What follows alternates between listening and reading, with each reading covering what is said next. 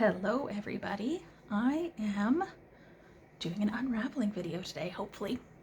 This sweater is it's a cardigan with a lot of seams because it has a doubled over button band, a doubled over collar. It's got extra seams extra seam in the back. It's got this little placket thing, but it's the best one I've got for showing a video. So we will try and make it work, and hopefully I don't have any surprises.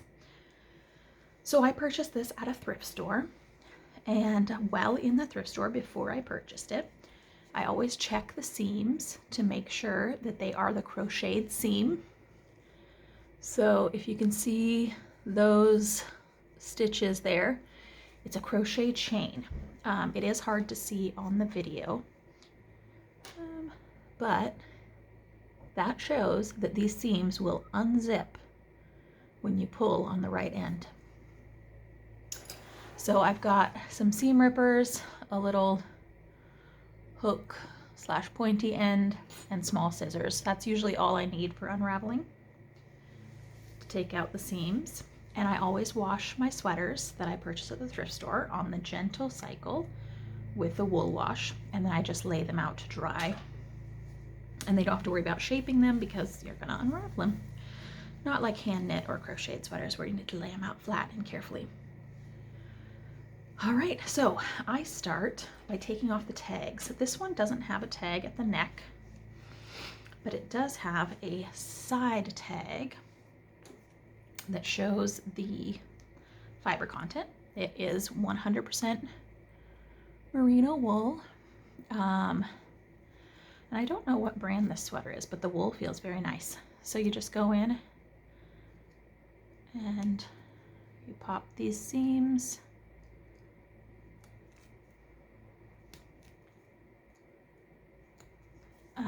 And then I try and get the little white threads out because they are annoying when you go to get the rest of the seams, because they get caught. But also sometimes it's hard to get these out. So this one is well sewn on. For brands of sweaters, the ones that I have had great luck with that have really good, see, here's some plasticky nylon that was holding that on. Get that out. I've had really good luck with the Banana Republic brand, and they always have really nice wool. Their seams are usually really easy to unzip. But also, if it's just wool or cashmere and it has good seams, I'll try it. All right, so here is the sleeve. And it's got, you can see the little end, and the ends are almost always, in fact, I don't think I've ever seen a machine-made store-bought sweater that doesn't have them just sewn in to the seam. So they just weave them in and out, and sometimes it's hard to find them, especially in a darker wool. And this is when this thing comes in handy. You can use the tip of your seam ripper, but you also run the risk of accidentally cutting a thread that you don't want cut. Yeah, this one is being very difficult. There we go, I think I got it. Nope. Another way to do this, if you cannot get it undone, is to look and find the first seam. And again, oh, there, I got it finally. All right, so then you go to the end of it, and you can just pull it out just like a crochet. Then you start pulling, and it just beautifully comes right out. And I just wrap it around my hand as I go.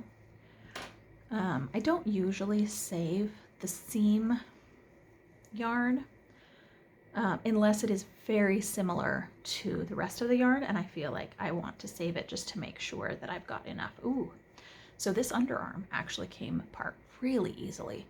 Oftentimes there are other seams woven through for the shoulders, and also sometimes they're just extra reinforced. So usually there you get a little bit stuck, but those were beautiful. I do wonder what brand this sweater was. That seam just came right out. No problem. Oh, I should have taken the end out of that end, but that was piece of cake. If the yarn, like I'll just hold on to this little ball, and if it turns out that it's similar to the rest of the yarn, but oftentimes it will be half the size.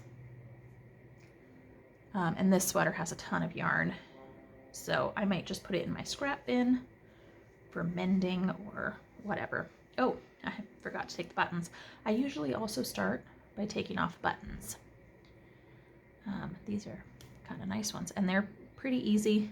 You just stick your seam ripper in and then try and find the other side and pull it out.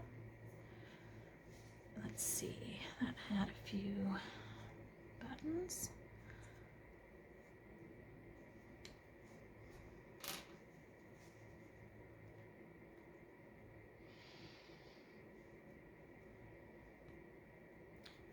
And if you don't get all the threads out, that's fine. As you unravel, they will just fly out, or they'll get stuck and you'll have to stop for a second and pick them out. I do try and get them out because they can be annoying while you're unraveling. All right, and then it also had these tiny back buttons here. And I always, or I usually save the buttons. These feel like very nice quality plastic. Whoops. So I will hold on to them, though 3 buttons is not usually, I don't do a lot of cardigans that would only take 3 buttons when I knit, but I hold on to them. It's possible I can use them for my daughter's sweaters or her eyes for something. All right. And I could take this little thing off right now if I wanted to, but I will wait. This also has pockets, so I will be doing a lot. Okay, so this seam is undone for this sleeve. So here is the shoulder seam here. And this one doesn't always unravel from the same side, so you do have to look and see if you can find the end that it goes from. This gray yarn, it's very hard to see. Okay, I think it starts from this side. There is the end chain. So just want to separate that out and then pull. Oh yes, these seams are beautiful. My goodness.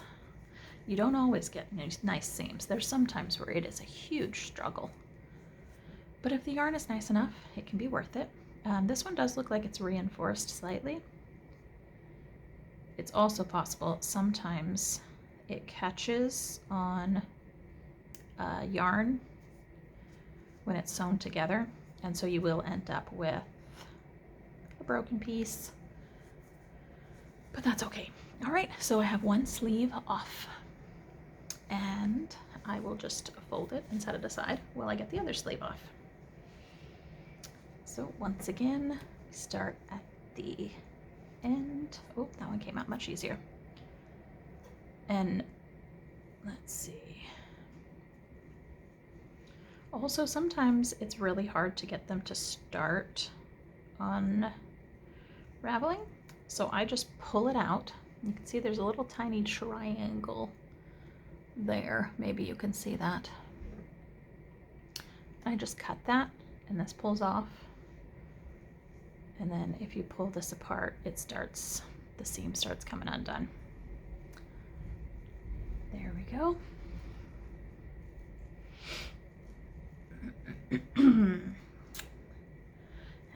just like the other one, it's unraveling very easily. Oh, little catch here. See this side, oh yeah, that side had this end woven in the other direction.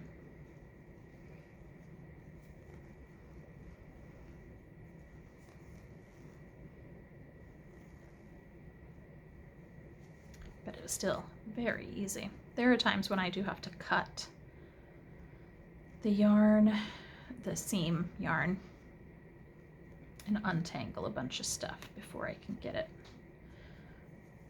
through the underarm. See, like there, to cut it. This one's not as easy as the other side.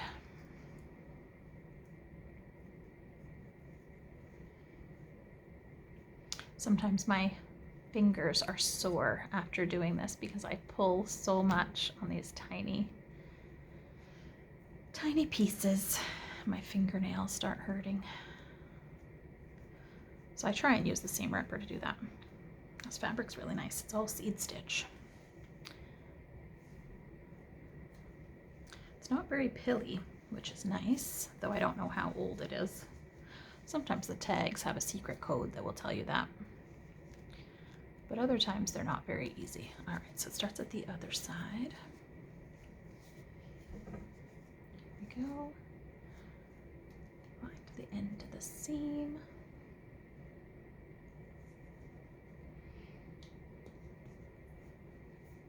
And I always just have a little pile of pieces to throw out.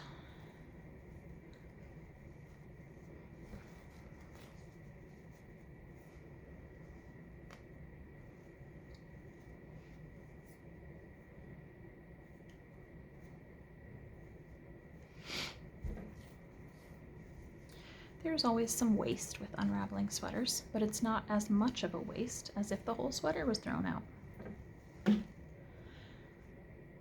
Being able to reuse it is very nice. All right, there's the other sleeve off. Now, this has a collar here.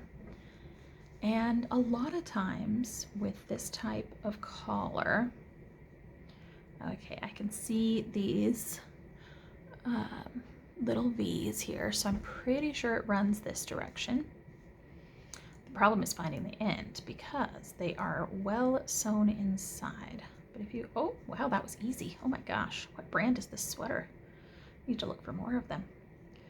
All right, so that didn't, so let's see. Sometimes at the collar, it is very difficult and you end up starting to unravel the sweater instead of taking the collar off. Kind of depends on the construction. But if you, after a few unravelings, oh, there we go, you kind of start to notice the difference when you are pulling seams. Like you can tell if it's the sweater or if it's the correct seam. This has some reinforcing right here. So you kind of just pull. If you see, you can see the little, there's just like one thread holding them together. And it's possible that that was an accidental catch of the other thread, but oh, it actually looks like the sewing thread from when the collar, or the tag collar tag, what are words, when the tag was taken off, because of course it had a collar at some point, or a tag at the collar at some point. My goodness, it's been a long morning already, guys. Hopefully this makes sense. All right, so the collar is off almost. Just this one. I don't like to just cut without figuring out what it is. But other times, I mean, if it's the bind off,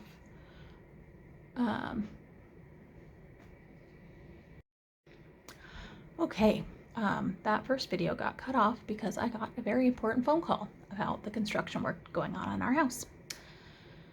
So I just got the collar off, and there are seams down the side, and I was able to find that, and it just unzips like the rest of them. And so the collar is one flat, or mostly flat piece that will be easy to unravel. All right. right, and then the other side. There we go. So there's another piece to put with the sleeves. All right, then let's see, what should I do next on this? So the button bands here are, ooh, they look like they're whip stitched. That's kind of annoying. So if you look through, you can see these tiny threads here that are whip stitched on, which I think if I'm careful to only cut those, they might come out pretty easily.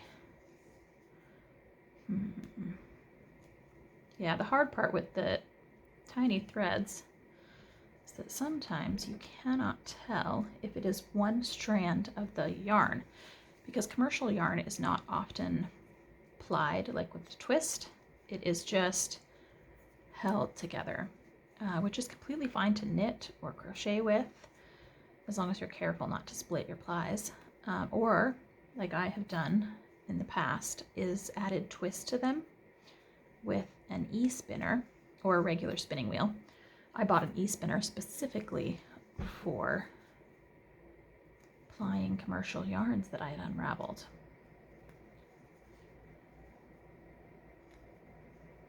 Okay, yeah, this is slow going, but it's not impossible. In fact, there are some people who actually do sewn seams, as long as they are not serged seams. So serging is when the threads go over and around, and that usually means that the sweater was cut from a large piece of knitted fabric, and the serge seams are so cut edges of the fabric. So you won't actually, you could take the threads off, but you won't actually be able to reclaim that yarn for knitting, because it will be a bunch of pieces of yarn. It would work probably for punch needle or rug hooking, which I'm kind of started to do some research and YouTube video watching on that. I have a class scheduled on punch needle in June that I'm really looking forward to. I've been interested in doing punch needle for a long time and just have never had the opportunity. I wanted to try it in a class before purchasing all the supplies, because as we probably all know, crafting is expensive and if you aren't careful, you can spend a lot of money on supplies. And I mean, the class does have a fee, but it comes with the supplies, so everything I need for one project. The whip stitch is a little bit tighter here and harder to see now. But anyway, I'm taking a class on that at Fiber Fusion Northwest in Monroe, Washington. Also, I'm going to try to resist purchasing a whole fleece while I'm there. I have actually been doing very well going through my most recently bought fiber stash and spinning. I've used up 2 bumps of fiber already. Okay, so I don't think I'm going to do this whole thing on video because that is going to take a while. All right, so shoulder seams here. Because this is a cardigan, this connects the one half of the front with the back, and then the other shoulder seam connects the other half. Okay, so there's the V's, and they go this way. So I find the end, and this has several ends. So this end is for the bind off on this side. This end is for the bind off on the other. And this one is for the connection, the seam. You can't always tell that. Sometimes they're tangled up or sewn up together. And you just kind of have to start cutting and see what happens. All right, so this front is off. This one also has pockets. Pockets are Sometimes difficult depending on how they're put on, but these are put on with a crochet seam. Man, this sweater is nice. I wish I knew what brand it was. It's put together very nicely. And the wool is very nice. The merino wool, you can really, even though it didn't have a tag on the back of the neck, as soon as I felt it, I knew it was merino. Oh, and this also separates the back into two pieces. Most cardigans don't do that, but this has extra seams for fun.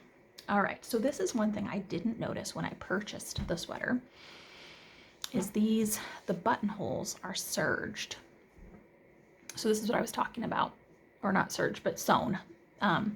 So if I go through, I could take out all those threads and it would be cut ends because they sew this buttonhole and then they cut the yarn through it.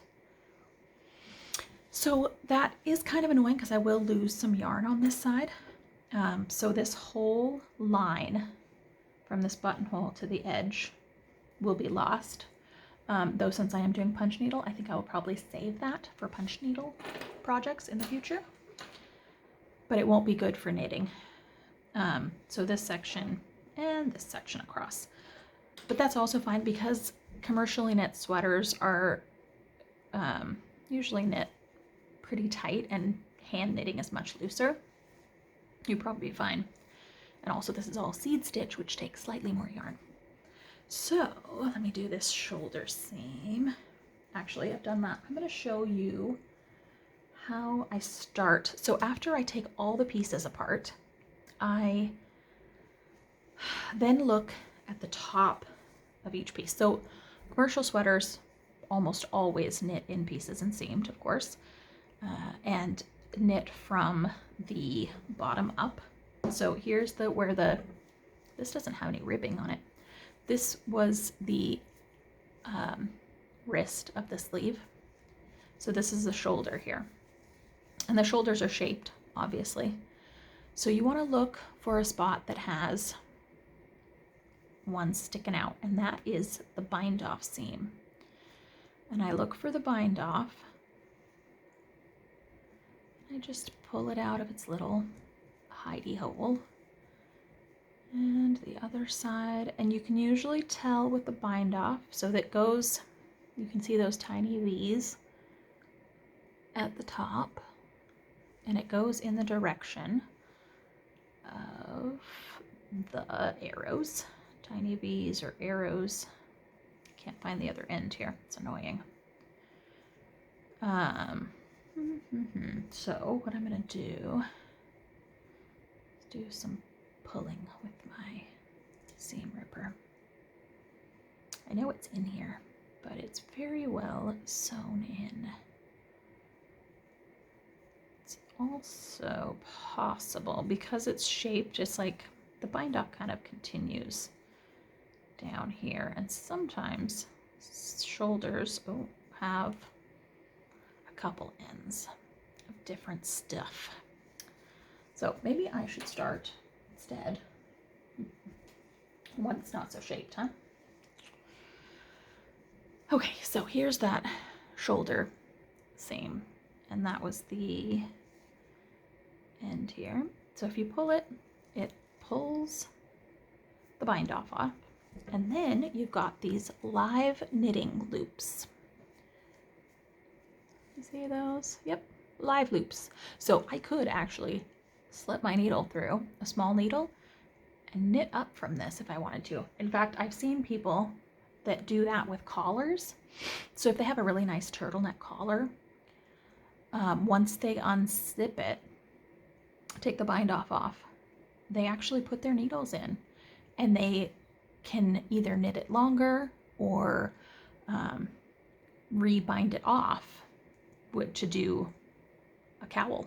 Like you would have a cowl finished and done.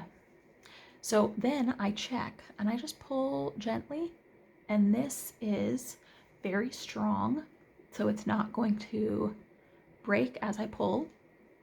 And it's so far only one strand. Sometimes it's one strand until you get down to the full body, and then it alternates strands, which is annoying because then you end up with 2 balls of yarn, and I can't do the trick of using my ball winder to unwind the whole sweater.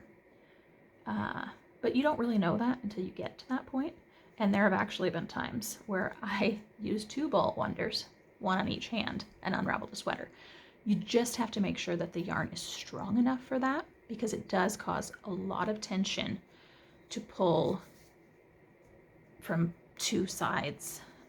So like with a lot of cashmeres, especially lace weight cashmere, you can't do that because it will break immediately. But usually with merino, it's really strong and smooth and unravels easily. So if you can see this, they have 5 plies possibly of tiny thread weights almost, and they're just held together. So I could easily run this through my e-spinner and add a little bit of twist. I could also, and what I have in the past, if the yarn is really thin and I want to knit with something thicker, is I would spin it one direction, like clockwise, and then ply it back counterclockwise, and you would end up with a more traditionally plied yarn, though it will be heavier because of the way it's spun originally. It's dense, so if you then combine that, and I made that mistake several times while plying yarns, is I would ply yarns thinking, okay, these are tiny, I need to get this to worsted weight or whatever, and it would be so dense once it was plied that what I knit it into was much heavier. The first sweater that I ever plied for, I did like 2 cashmere sweaters and a wool sweater, and I plied them together and I knit from it, and it's very dense. The yarn was very, not ropey because it wasn't hard, it was still soft, but it was very thick. And I ended up with a sweater that was much bigger than I planned because the yarn, I didn't get gauge in the first place, but also the yarn was just thicker and took up more space. And anyway, I wear it all the time. I did sew up the side seams a little bit so it wasn't quite so big, but it's my at-home sweater and it's super comfy, very warm. So you just kind of have to do some trial and error and see what happens. And unraveling a sweater, I mean, this is so much yarn, even held double, and you don't have to ply it to knit with it. Many unravelers don't ply. They just hold it double or triple even, because some of those lace weight cashmeres are tiny. So they hold it double or triple or quadruple and just knit straight from that. You also, when unraveling, especially if using a ball winder, fibers will fly up. You'll get fibers and dust even after washing the sweater. It will still put out a lot of dust. And I do my unraveling outside now because I just don't like to deal with all the dust. We have allergies in the house, and I don't know what kind of dust this is, and if there's dust mites, and if there's pet hair, and yeah, so I don't want that in my house. So when the weather gets nicer, right now it's very cold and rainy, but it is spring, so coming into summer, I'll be able to unravel my stash of sweaters that have been taken apart. And I'll just go sit outside while the kids play and unravel. And it will be lovely, and then I will be able to add to my stash of yarns that I can use for knitting or weaving. This is great for weaving as well because it's very strong with these all these little plies. There we go, shoulder seam done. And yes, if you have any questions, feel free to ask. There's also an Unravelers group on Ravelry that has very helpful pages of information